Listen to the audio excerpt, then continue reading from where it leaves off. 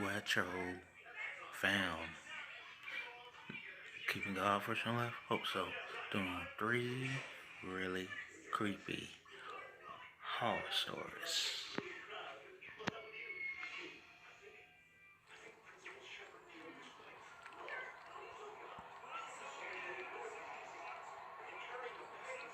I mean, three true scary horror stories. My family and I are probably the biggest skeptics in the world, which is why I can't explain what happened that day. I went downstairs and my brother was in the kitchen. I grabbed a water and asked him if he believed in ghosts.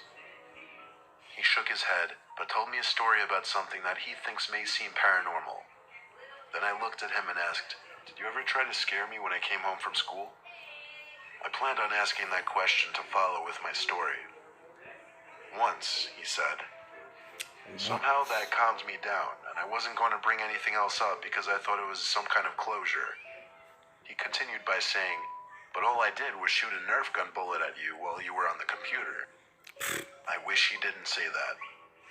That wasn't what happened to me in the 7th grade. I do remember him shooting a Nerf gun at me, but it felt inferior to what I was about to tell him. I continued to speak with him about the story that follows. It happened in middle school when I was in 7th grade and recently started off the new year. I came home that day and went to my bedroom where I sat in my bed and put in earbuds to watch YouTube videos. My mom had called me to tell me that my brother would be gone When you watching videos or something, you gotta always keep one earbud out so you can hear. Never put two earbuds in, cause something might sneak up on you and knock you unconscious. Just saying. would be leaving soon to go to a friend's house. My parents also worked late, which means I would be home alone. I was a very quiet kid when no one was around because I always had this fear that there could be someone in the house with me. If I didn't make much noise, then they couldn't find me, right? Who knew that suspicion could have possibly been true? I paused my YouTube video and headed to the bathroom. My house has a very weird layout. I'll try to explain what the important parts of this story looked like. If you were in my bathroom facing the door, you could step out and take a left, and my brother's room would be to your right at the end of the hallway, which is a short hallway. That's a nice If you house. went right, you would reach the stairway that went down and stopped because there was a platform in the middle, and then you would walk in the same direction you came to get lower. The stairway leads to our main entrance of the house. We also have an alarm activated. If any doors or windows are opened, a box will immediately say which door has been used. I was in the bathroom and right about to flush the toilet when I heard a loud thud come from my brother's room. I assumed that he must be about to leave for his friend's house, so I flushed the toilet and got up to wash my hands. There were no more noises. The house felt still, but I felt like I was being listened to. I turned off the sink and walked over to the bathroom door to lock it. Something felt wrong. My stomach started to ache from fear. I felt like I was just being paranoid, but I also couldn't shake that weird feeling in my gut. You fool. So I waited for another noise. I didn't have my phone on me, so I couldn't text my brother. We had a house Listen phone to in your there, gut. but it made loud noises when you dialed, so I didn't want to risk it. Then I heard talking, which was definitely coming from my brother's room, but that was not my brother talking, and it couldn't have been my dad. The muttering was deep and low. It sent shivers down my spine. I could tell it was a voice because of the distinction of an S or a T, but I couldn't understand what it was saying. Then there was a slow pounding noise that started getting closer to me. It came out of my brother's room and nailed its way towards the bathroom door. It stopped dead in its tracks right at the door. I threw myself away from the door near the window, hoping that if it busted in, I You could get away sure or that's leave. not Jason? I couldn't fight whoever it was since I was a weak 7th grader. You So sure? that was out of the question. I covered my mouth to keep from breathing loudly in case they didn't know I was in the bathroom. Then they continued to walk. I could hear them making their way to the stairway, and then it stopped. That's why they keep I heard stopping. a loud crashing noise from what I thought was the middle platform of the stairs, and then again at the bottom. Then the muttering stopped, and the loud pounding made its way to the door. I heard the door open and close, and I heard the alarm go off for the door as well. I didn't know if it was safe or not, so I made my way to the door and rested my hand on the doorknob, still covering my mouth. To the left of me, towards the ground, is a laundry chute that led to our laundry room. If someone were to get from the main floor to the laundry room, it would definitely take over 30 seconds. But about 10 seconds after the door opened and closed, a vicious jabbing noise pounded at the small laundry chute door. I stood there in awe, not sure what to do. It sounded like someone took the end of a broom and reached up there to stab at the door. I watched as the pounding of the door vibrated the small laundry chute door, hoping that it wouldn't bust open. Then it ended.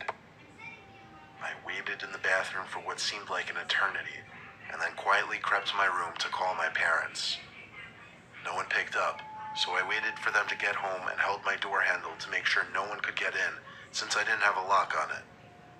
When my parents got home, they didn't believe me. Soon after, my brother arrived, and he doubted me as well. Your parents ain't real. They ain't real, okay? They don't love you. Move to your auntie house, okay?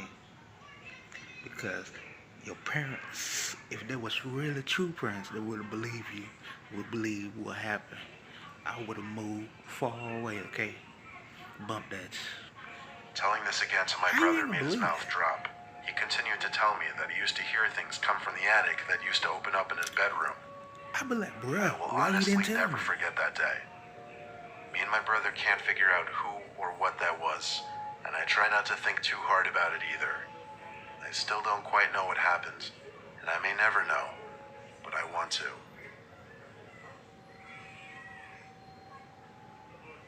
I had to take my glasses off. Listen, if your gut telling you something, listen. My name's Alyssa. Listen. I was 16 years old at the time, living with my mom in a crappy Bronx, New York apartment. Living in the Bronx was definitely an experience, not a good one. Always sketchy characters around, usually scary to walk alone at night, small apartment, and creepy Because neighbors. it's the Bronx. I don't mean that as an understatement. Our apartment was the second to last one in a hall on the 7th floor. And our neighbor, the owner of the last apartment in the hall, seemed to always be sitting outside his door, sitting on the windowsill. He would always make a point of That's looking a at me little when I creepy. entered the apartment, even when I would be with my mom. My mom told me to stay away from that man. We never even knew his name.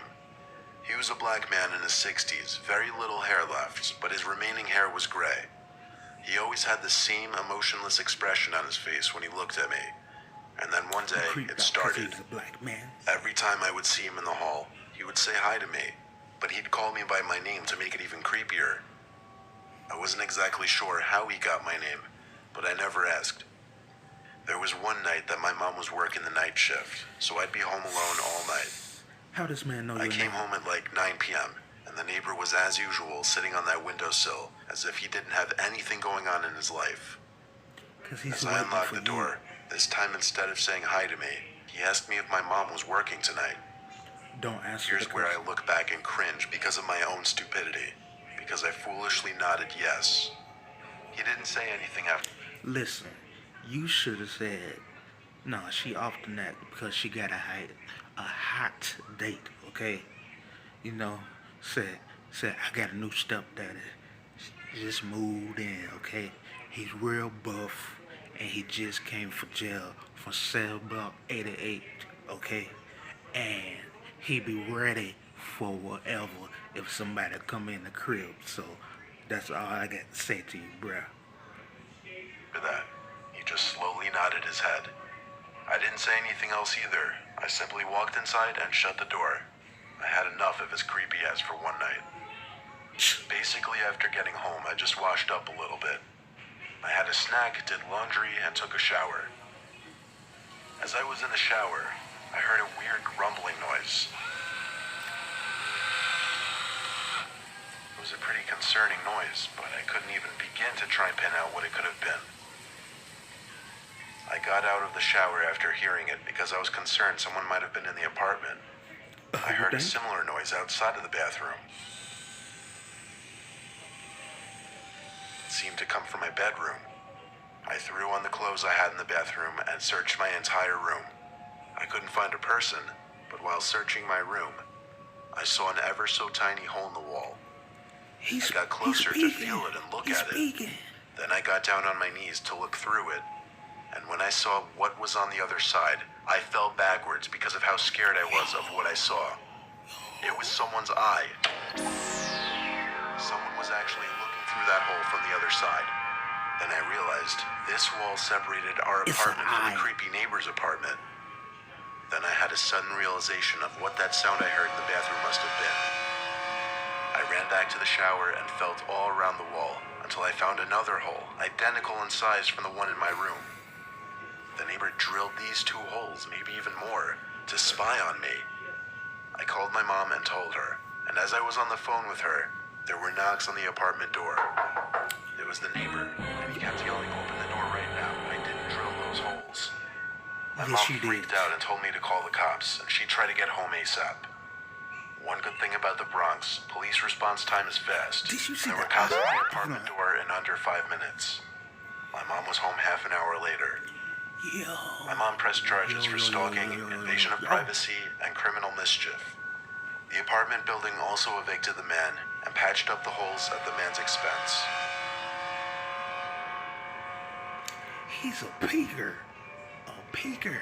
Nasty.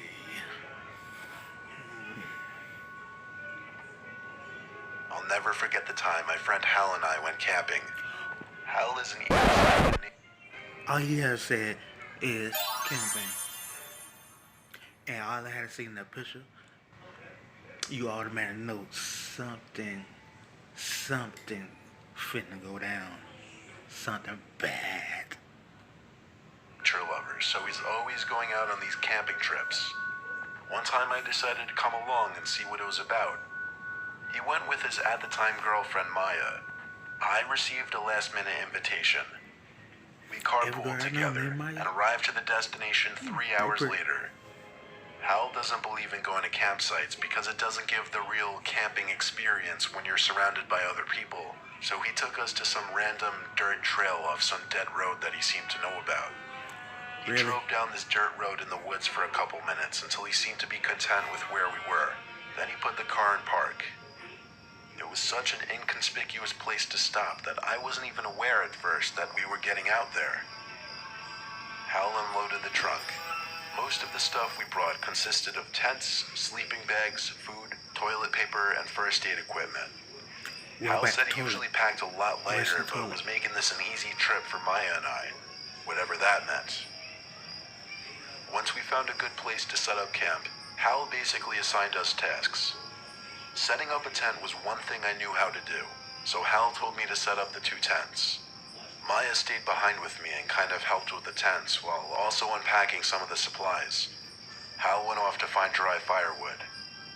He would come back every so often with a couple pieces of wood. Nightfall came quicker than expected.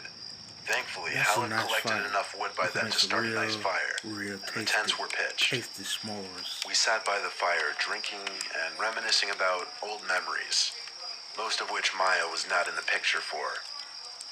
I imagine she got tired of hearing our drunken, nonsensical stories because she went to her tent before Hal and I. So, Hal and I stayed up for a little while longer, now being a bit quieter and keeping the laughter to a minimum as a courtesy to Maya. I finished my last beer, and I was definitely feeling it by then. We chatted for a bit more, till Hal told me to shh and listened. I heard it too. There was walking out in the distance, beyond the area at which the fire lit up. Hal assured me it was likely a deer. When I naively asked, what if it's a bear, he reassured me that a bear would not come this close to a campfire or the sound of people. I asked him if he was sure about that. He didn't answer, though. The footsteps seemed to be going in circles, getting ever so slightly... It's not a bear. It's not a deer. It's something called death. louder with each passing minute. When the footsteps got close enough, we started to hear a disturbing noise. It was like a clicking, growling type of noise. Is that a wolf? I whispered. Hal didn't answer. He just motioned for me to get into the tent. I did what he said. I got into the tent that I pitched for myself, and I believe Hal got into the tent that I pitched for he and Maya. The clicking noise outside was getting more and more clear, and it increasingly became obvious it was not the sound of a wolf, or a bear, or any kind. It increasingly became obvious that it's the predator, and he getting ready to mess y'all up something fierce. Okay, something fierce. Of animal I could imagine. It didn't even sound like something of this planet. I The light from told the you, fire outside cast an eerie glow onto it's the walls the of the tent, predator. and I had to cover my mouth so that I wouldn't scream when I saw the shadow on the tent walls of some horrific, huge, bipedal thing walking past my tent. The footsteps were so slow, but so heavy. It moved away from my tent towards the direction of Hal and Maya's tent. The next thing I remember, besides waiting in absolute horror, was Maya's scream. She screamed as if something were about to kill her. I didn't know what was happening, but I heard Hal screaming outside, "Run," over and over. I heard the two of them hurrying away outside, so I rushed outside and followed. That scream. We ran in the pitch black, no flashlights, nothing, and yet we still knew we were being chased by something. Footsteps followed close behind me since I was in the back. By some miracle, Hal managed to lead us right to the car, and without looking back, we all got into our respective seats, and Hal floored it down the trail. Hal drove down the dirt trail for about half a minute before we came to a dead end. He had to somehow turn this pickup truck around now, in this dark forest, not too far from where we were being chased. I urged him to turn off the light so that whatever was chasing us wouldn't see us. He insisted he needed the lights on though so that he wouldn't hit any trees trying to turn the truck around. He shifted from drive to reverse, over and over. Meanwhile, I sat in the back seat biting my nails and clenching my teeth, looking around the woods outside, terrified that I might see that thing from our campsite. I would have been looking At long straight. last, Hal got the truck completely turned Straight. around, and he once again stepped on it to get us out of that forest. We left everything at that campsite, at least $100 worth of equipment, but there was zero chance of us I ever was going sending back somebody there. this morning to get it. What caused Maya to scream was heavy Right back to the breathing store. and something pushing into their tent, trying to rip it open. Hal still says he's never heard or seen anything like that in his life. He still has no idea what it could have been, And I would but it never definitely hear it walked again on two because I would legs. never go camping again. How do we know it wasn't a person, you might ask? Simply because of its size and the noises it made. I wouldn't be out there in the first I place. think everyone has one truly horrific, unexplainable experience in their lives, and this was ours.